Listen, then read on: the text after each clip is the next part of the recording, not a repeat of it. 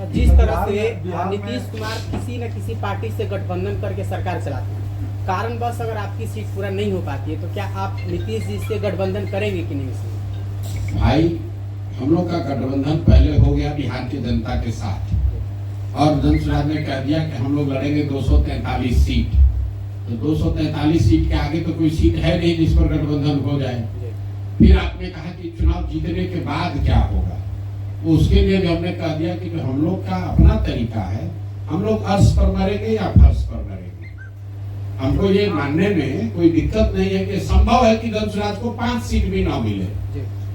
सारे प्रयासों के बावजूद अगर बिहार की जनता को लगता है कि नहीं भाई, कोई हमको नया विकल्प नहीं चाहिए, हम पुराने वैसे ही घिसी पिटी व्यवस्था में रहना चाहते हैं, तो जो व्यवस्था है उसको वोट दे देगी। हम लोग को उतना सीट ही नहीं मिलेगा कि हम लोग किसी गठबंधन करें।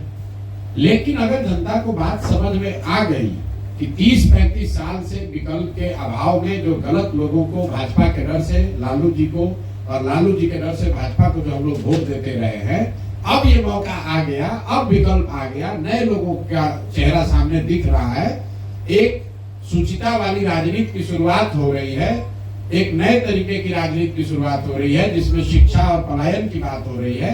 अगर जनता को ये समझ में आ गया तो जनसुराज को इतना सीट जरूर मिलेगा कि हम लोग को गठबंधन करने की जरूरत नहीं पड़ेगी।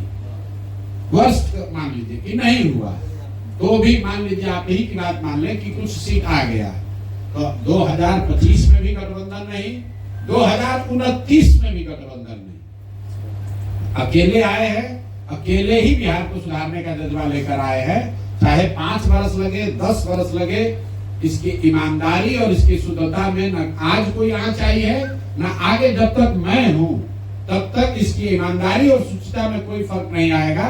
करने में चाहे इसको 20 वर्ष लग जाए, 10 वर्ष लग जाए, उसमें कोई कॉम्प्रोमाइज का सवाल नहीं है।